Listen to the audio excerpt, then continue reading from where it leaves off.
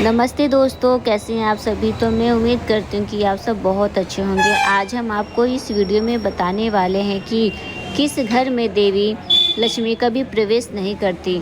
तो इस वीडियो में आपको सारी जानकारी प्राप्त होने वाली है, तो प्लीज़ दोस्तों वीडियो को एंड तक देखिएगा, बीच में स्किप न करिएगा। तो आइए हम शुरू करते हैं। जय श्री कृष्ण भक्तों, हर हर महादेव, जय भोलेनाथ। भगवान शिव की कृपा आप सब पर सदा बनी रहे। प्रिय भक्तों, क्या आपने कभी सोचा है कि आखिर किन घरों में देवी लक्ष्मी कभी प्रवेश नहीं करती? क्यों कुछ घरों में धन की कोई कमी नहीं होती, पर शांति का नामो निशान नहीं होता। मंदिर सजते हैं पर मन बेचैन रहता है। पूजा होती है लेकिन बरकत नहीं टिकती। लोग दिन रात मेहनत करते हैं, फिर भी लक्ष्मी का आशीर्वाद उनके द्वार से लौट जाता है। कहते हैं जहाँ माँ लक्ष्मी की कृपा होती है वहाँ अंधकार भी ज्योति से भर जाता है।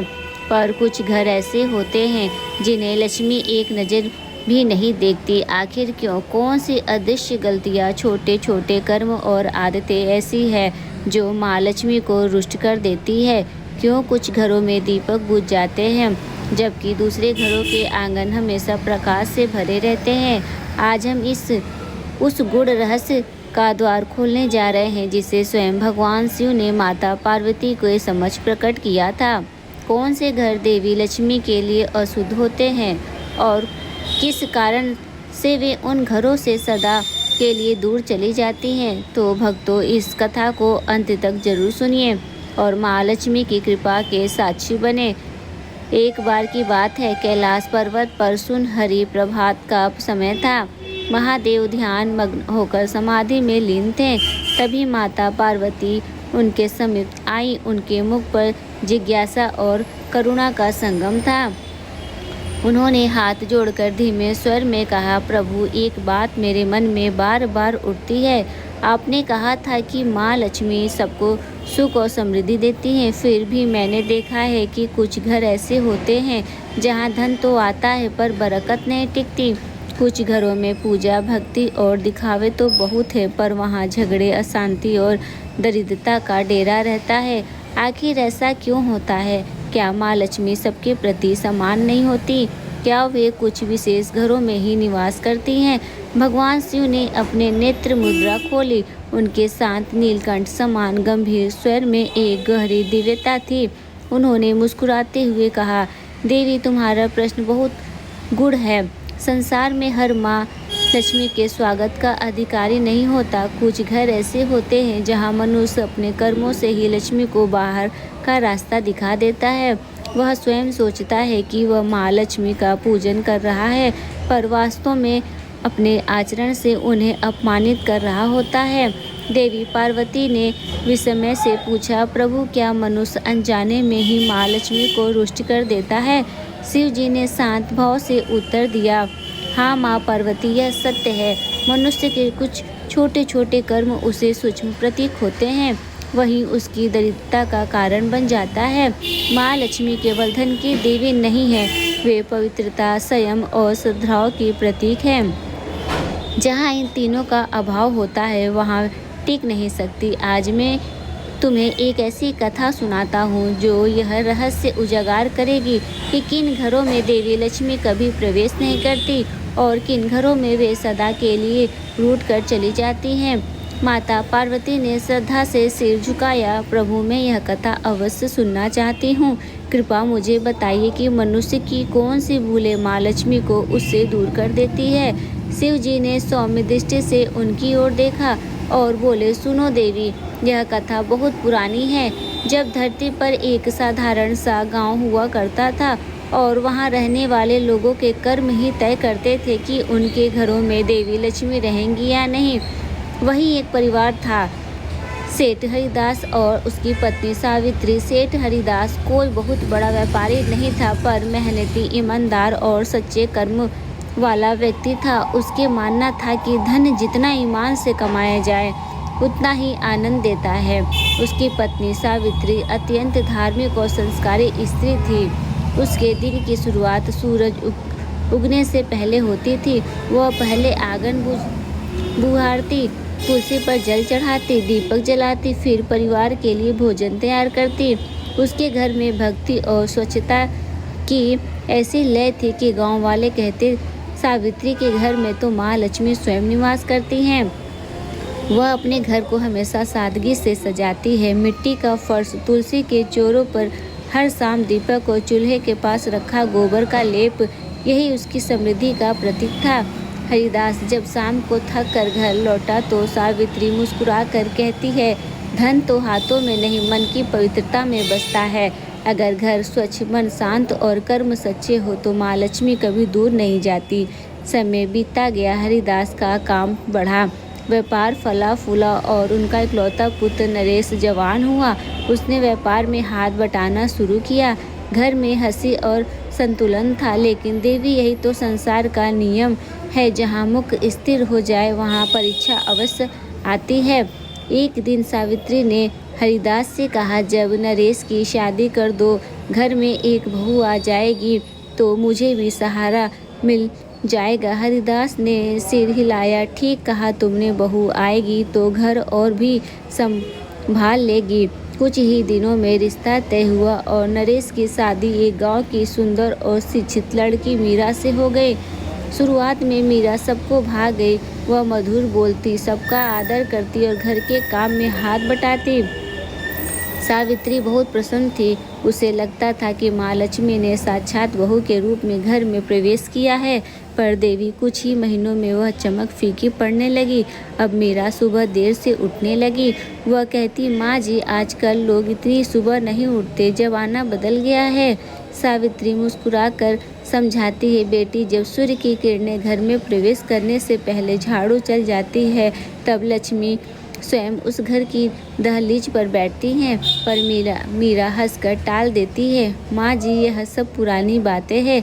धीरे धीरे आंगन की सफाई कम होने लगी, तुलसी की मिट्टी सूखने लगी और वह दीपक जो कभी सुबह शाम जलता था, अब कभी कभार ही जलता। रसोई में झूठे बर्तन रात भर पड़े रहते। सावित्री टोकती तो मीरा कहती, थोड़ा वक्त चाहिए माँ जी, मैं सुबह साफ कर दूंगी।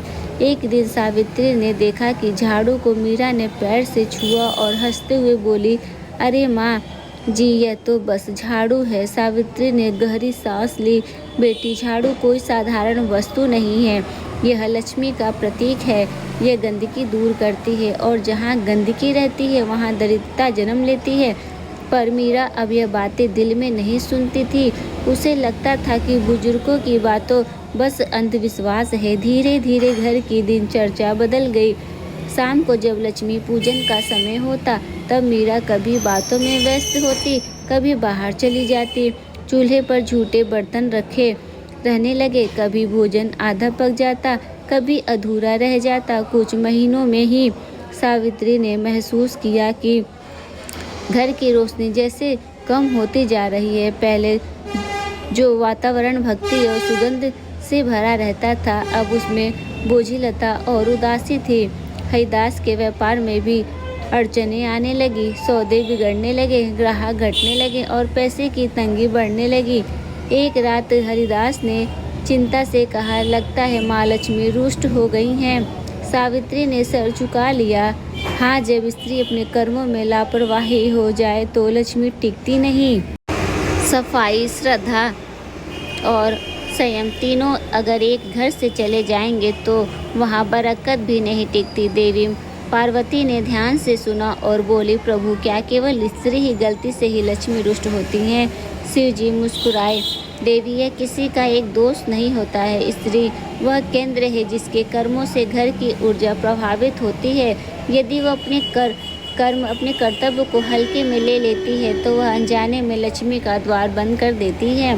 भगवान शिव ने माता पार्वती की ओर देखा और बोले, देवी, अब सुनो, उस घर में क्या हुआ जब मीरा ने सब रीति और मर्यादाएं छोड़ दी। देवी, जब मनुष्य अपनी दिनचर्या से श्रद्धा और सुचिता को हटा देता है तो समझ लेना चाहिए कि माँ लक्ष्मी ने अपना आसन समेटना शुरू कर दिया है। और वही हुआ जिस घर में धीरे धीरे सावित्री का वह स्वच्छ और सुव्यवस्थित घर अब लापरवाही की परतों में ढकने लगा। पहले जहाँ हर सुबह सूर्योदय से पहले झाड़ू लगती थी, अब दोपहर तक धूल में ढका रहता है। तुलसी चौरे की मिट्टी सूख गई और दिया जो कभी जलता था अब हफ्तों का तक बुझा पड़ता रहता है। सावित्री सुबह पूजा की थाली लेकर बैठती तो मीरा आंखें मलती हुई कहती, माँ जी आप शुरू कर दीजिए, मैं थोड़ी देर में आती हूँ। पर वह थोड़ी देर कभी नहीं आती। धीरे धीरे यह थोड़ी देर एक आदत बन गई। पूजा का समय बीतने लगा और घर की रसोई, जो कभी माँ अन्नपूर्णा का स्थान मानी जाती थी, वहाँ झूठे बर्तनों का ढेर रात भर पड़ा रहता। सावित्री कभी धीरे से समझाती, बेटी रसोई माँ अन्नपूर्णा का घर है, रात की गंदगी सुबह का सुख खा जाती है। लेकिन मीरा हर बार कह देती, अरे माँ जी आजकल इतना साफ सफाई कौन करता है, कल सुबह दूंगी। देवी पार्वती ने आश्चर्य से पूछा, प्रभु क्या इतनी सी बातों से ही लक्ष्मी माँ रुष्ट हो जाती हैं? भगवान शिव ने गंभीर स्वर में कहा, देवी ये छोटी बातें नहीं हैं, इन्हीं छोटी आदतों से घर की ऊर्जा बनती है। जहाँ गंदगी रहती है वहाँ नकारात्मकता जन्म लेती है और जहाँ नकारात्मकता बस जाए वहाँ लक्ष्मी स्वयं बाहर निकल जाती है।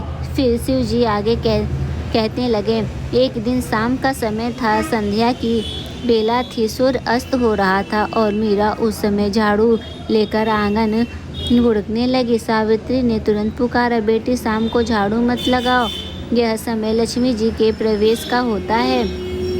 मीरा हंसकर बोली, माँ जी आप भी न, सफाई का क्या समय होता है, जब मन करे तब करनी चाहिए। सावित्री ने दुखी होकर कहा, बेटी यह वही समय है जहाँ माँ लक्ष्मी घर में प्रवेश करती हैं। अगर इसी समय तू धूल निकाल देगी तो बरकत भी बाहर चली जाएगी। पर मीरा ने बात अनसुनी कर दी और सफाई करती रही। उस दिन से अजीब बातें होने लगी। अगले दिन हरिदास का पुराना ग्राहक सौदा रद्द कर गया। तीसरे दिन दुकान का हिसाब बिगड़ गया। चौथे दिन गोदाम में अनाज में कीड़े लग गए। सावित्री समझ गई कि यह सब संकेत है, लेकिन मीरा अभी इसे संयोग मानती रही।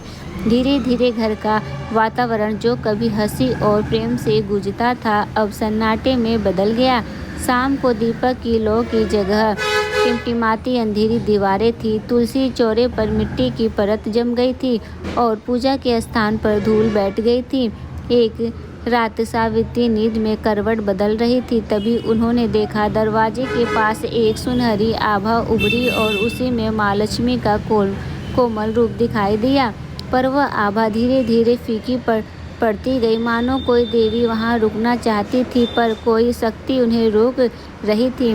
सावित्री हड़बड़ा कर उठी और मन ही मन बोली, माँ रुक जाओ, इस घर को मत छोड़ो। पर दिव्य आभा दरवाजे से बाहर निकल गई। सावित्री के चेहरे पर आंसू बह निकले। उन्हें लगा जैसे माँ लक्ष्मी ने सचमुच उनका घर छोड़ दिया। अगले ही दिन से दरिद्रता का साया फैलने लगा। हरिदास का व्यापार लगातार गिरने लगा। पहले जहाँ रोज 10 ग्राहक आते थे, अब एक भी नहीं। काम में मन नहीं लगता था। घर में तनाव बढ़ने लगा। मीरा और नरेश के बीच बहसें होने लगी। सावित्री बार बार कहती, बेटी जब लक्ष्मी चली जाती है तो सिर्फ धन नहीं जाता, घर की शांति भी चली जाती है।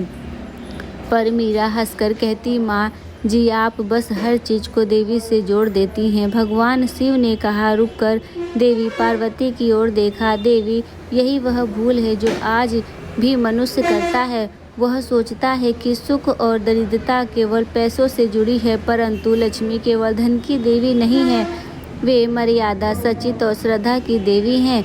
जब घर से यह तीनों निकल जाए तो लक्ष्मी भी बिना बताए चली जाती हैं।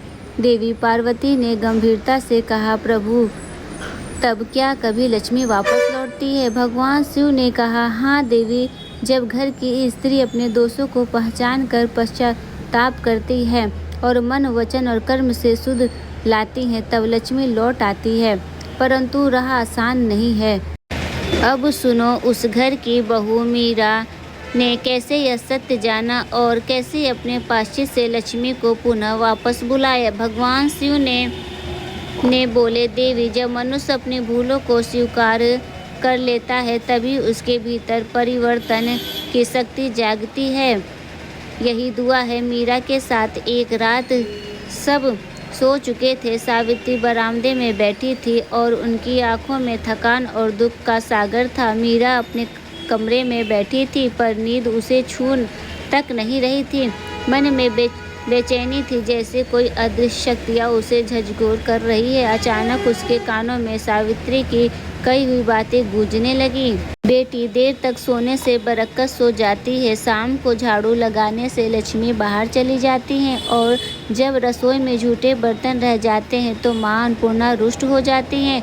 मीरा ने करवट ली, लेकिन दिल भारी था। उसके धीरे से उठकर दरवाजे की ओर देखा। घर के आंगन में सन्नाटा था, हवा भी जैसी रुक गई थी। उसी क्षण उसका मन कांप उठा। उसने सोचा, क्या सचमुच माँ लक्ष्मी इस घर में चली गई हैं? उसके पैरों में अपने आप रास्ता लिया और वह तुलसी चोरों की ओर चली गई। चोरों की मिट्टी सूखी थी, दीपक बुझा था।